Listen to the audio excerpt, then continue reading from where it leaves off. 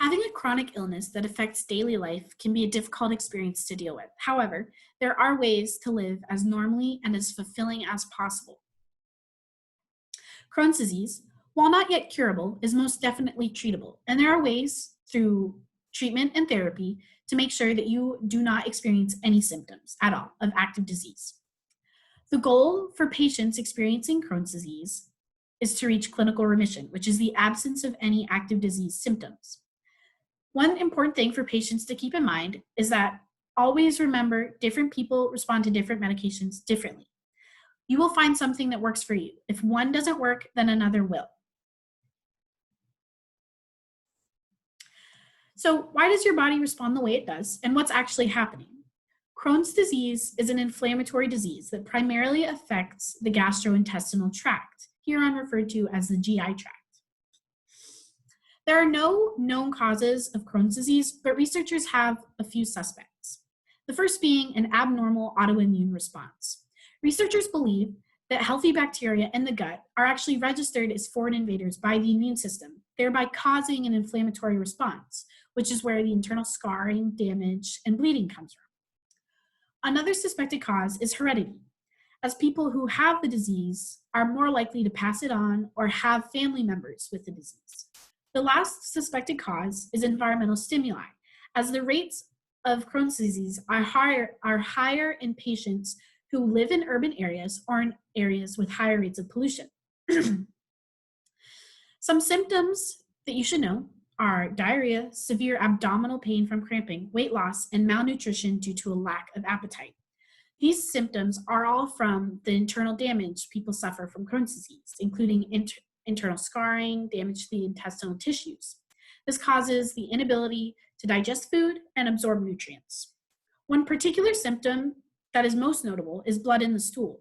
This may actually be indicative of active disease, and you should contact a doctor immediately if you're experiencing this. Now, there are a few risk factors that make you more susceptible to developing the disease. Age. Anyone can develop the disease. However, people under 30 are most likely to be diagnosed with Crohn's disease. Ethnicity is another, with people of Eastern European descent having the most rates of diagnosis. Family history, like we've mentioned before, is actually another indicator of risk. People who have family members with the disease are also more likely to develop the disease. And lastly, the use of cigarettes and non-steroidal anti-inflammatory drugs like Tylenol, ibuprofen, can also increase the risk of developing the disease. Now that we know a little more about the background of Crohn's disease, we can move on to treatment methods. Now, there are two treatments in today's medicine. The first is conventional methods of treatment, including aminosalicylates, corticosteroids, and immunosuppressants. The second pathway is through biologics and biosimilars. Right now, we'll be discussing conventional methods of treatment. So aminosalicylates, corticosteroids, and immunosuppressants all work because they inhibit certain aspects of the immune system. They're effective as first-line therapies, which means they're administered when someone is first diagnosed with severe disease activity.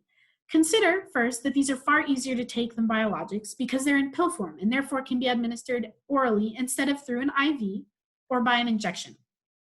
Now, conventional methods might be efficient and for the most part effective, but are they safe?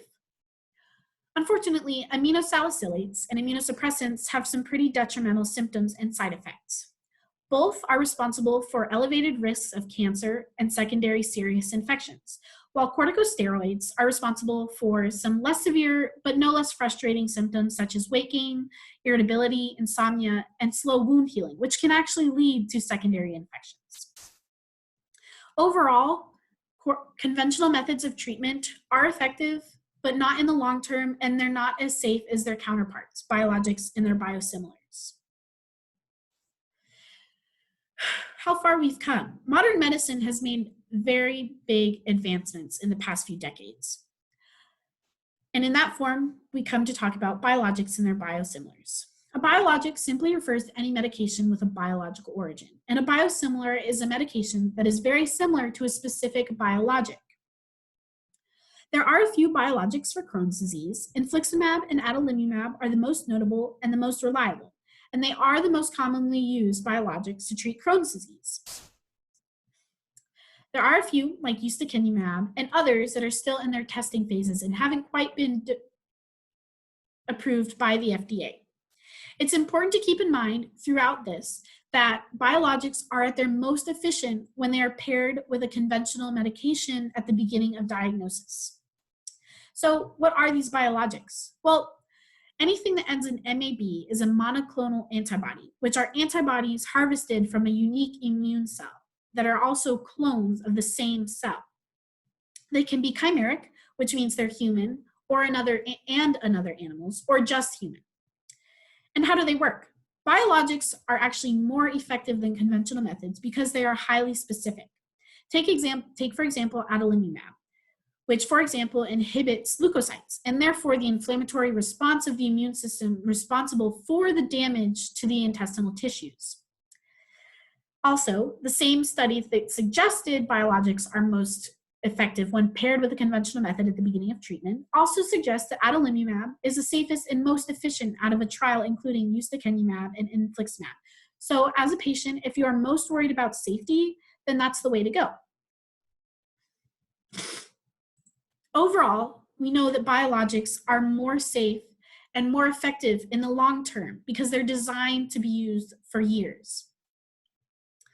Conventional methods, while effective, are more dangerous than biologics in the way that they have higher rates of secondary and adverse reactions.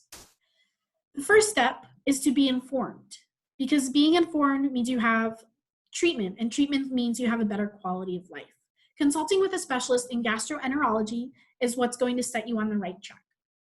You're looking for something as a patient that helps you find lasting remission. The thing you want to think about is, how do you feel? What makes you feel the best, healthy? How being in remission helps you achieve a better well-being. And remember, it might not work on the first try. People can experience loss of response to certain medications as they begin to develop antibodies to certain medications. But there are always more being developed and approved by the FDA. Remember what is important. Biologics are proven to be more effective than conventional methods alone. For them to truly work, however, studies have shown that they need to work together for the best response. Only you can decide which path you take and which one makes you feel better in the long term.